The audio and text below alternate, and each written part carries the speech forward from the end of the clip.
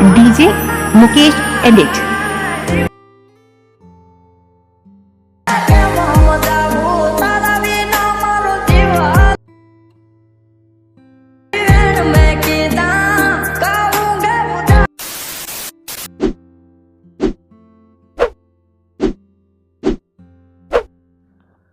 तो जय माताजी मारा बधा मित्रों ने।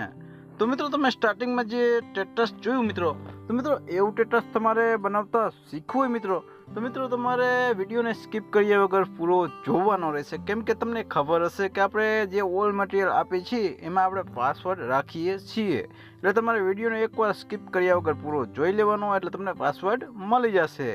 અને ચાલો મિત્રો, હવે આપણે વધુ ટાઈમ આપણે વેસ્ટ નથી કરતા ને તમને આવું હું સ્ટેટસ બનાવતા શીખવાડી દઉં.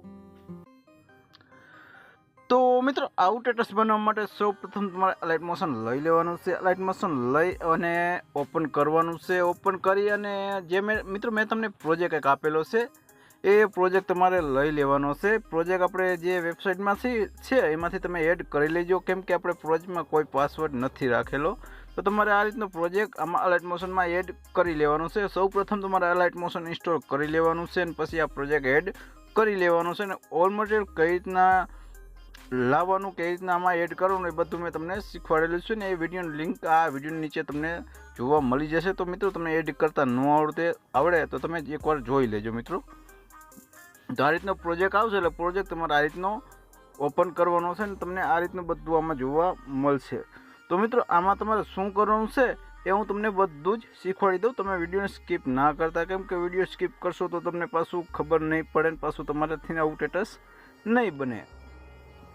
તો પહેલાં જ મિત્રો તમારે શું કરવાનું છે, પહેલાં જ મિત્રો હું તમને આ લિરિક્સ સમજાવી દઉં. જો આ લિરિક્સ તમારે લખેલી આવે છે, આપણે આ લિરિક્સ તમારે સેમ લખેલી આવે એના માટે શું કરવાનું છે, જે મેં તમને ફોન્ટ આપેલા છે, તો ઓલ મટીરિયલમાં જે ફોન્ટ આપેલા છે એ ફોન્ટ બંને તમારામાં એડ કરી લેવાના છે. આ બંને ફોન્ટ આપેલા છે એ ફોન્ટ એડ કરી લેવાના છે.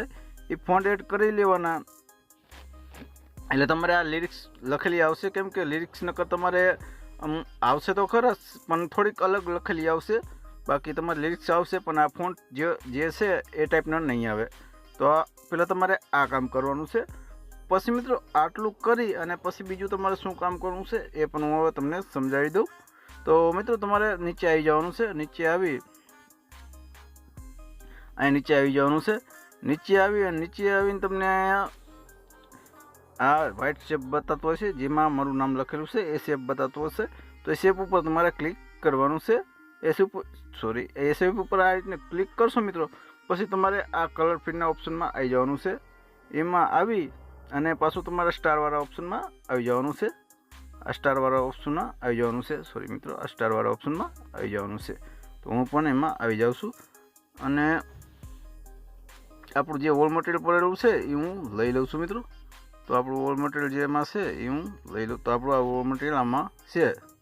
તો મિત્રો આમાં તમારે શું કરવાનું છે હું તમને સમજાવી દઉં, કેમ કે આ ફોટા એડ કરવામાં બહુ તમારે ધ્યાન રાખવી પડશે, નકર તમારે ફોટા સરખા સેટ નહીં આવે એટલા માટે. તો આમાં શું કરવાનું છે, તમારે પહેલો જ ફોટો અહીંથી નીચેથી સ્ટાર્ટ કરવાનો છે. તો આ પહેલો ફોટો તમારે એડ કરી લેવાનો છે. તો આપણે આ પહેલો ફોટો જે છે માથે ફોટો પર ટચ કરી અને એ ઉપર પ્લસનું બટન દેખાતું હશે તમને, જે આ ઉપર પ્લસનું બટન દેખાય એના પર ટચ કરી દેવાનું છે આ રીતનું. એટલે તમારે આ પરફેક્ટ પહેલો ફોટો આ રીતનો એડ થઈ જશે, તમે જોઈ શકો છો. તો પહેલો ફોટો તમારે આ એડ કરવાનો છે આ રીતનો. પછી પાછું બીજા ઓપ્શનમાં આવી જવાનું છે, બીજા ફોટા પાસે. તો એમાં પણ સેમ જ કરવાનું છે. માથે ટચ કરી અને કલર ફીડના ઓપ્શનમાં આવી જવાનું છે. તો એમાં પણ આ સ્ટારવાળા ઓપ્શનમાં આવી અને પછી મિત્રો તમારે પાછો બીજો ફોટો એડ કરવાનો છે આ રીતનો. તો હું પણ આને પ્લસ કરી લઉં એટલે પાછું આપણે આ બે ફોટામાં જો તમે જોઈ શકો છો પરફેક્ટ આમાં એડ થઈ ગયા. આમ જોઈ લ્યો. મિત્રો આ પહેલો ફોટો આપણો અને આ બીજો ફોટો આ રીતનો પરફેક્ટ ફોટો એડ થઈ ગયો. પછી મિત્રો તમારે પાછું આ ત્રીજા શેપમાં આવી જવાનું છે. એમાં પણ માથે ટચ કરી અને કલર ફીડના ઓપ્શનમાં આવી અને પાછો તમારે ત્રીજા નંબરનો ફોટો એડ કરી લેવાનો છે આર્યોઈ. તો મિત્રો આ માથે આ રીતનો ટચ કરી લેવાનો છે. આ રીતનો ટચ કરીને એડ કરી લેવાનો છે. આપણો ત્રીજો ફોટો પણ આમાં એડ થઈ ગયો. હવે હું ચોથો ફોટો આમાં એડ કરી લઉં છું. એ લાસ્ટ ફોટો એડ કરીને તમને બતાવી દઉં. મતલબ કે બધા ફોટો એડ કરવાનો છે પણ આ છેલ્લો ફોટો એડ કરીને તમને બતાવું છું. તો પછી આપણે આ ચોથો ફોટો એડ કરી લઈશું, જે અહીંયા છે. તો આ ચોથો ફોટો.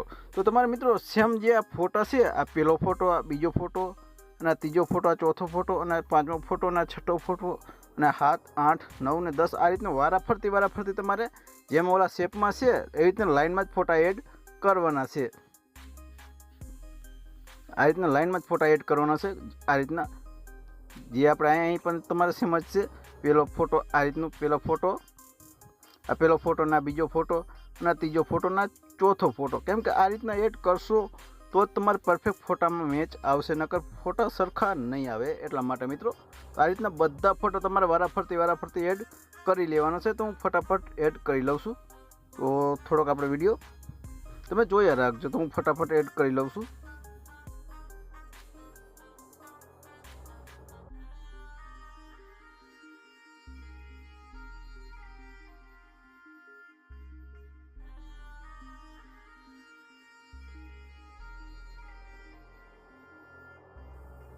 તો આ રીતના વારાફરતી તમારે બધા ફોટા આ રીતના એડ કરી લેવાના છે. જેમ મેં કર્યા આ રીતના વારાફરતી એ રીતના તમારે બધા વારાફરતી ફોટા એડ કરી લેવાના છે. એટલે આ રીતના તમને થોડું સંભળાવીને બતાવી દઉં. જો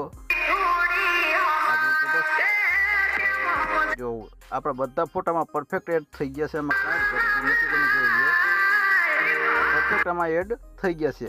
પછી મિત્રો ફોટા એડ કરી લો એટલે તમારે એક બીજું કામ કરવાનું છે. શું કરવાનું છે હું તમને સમજાવી દઉં.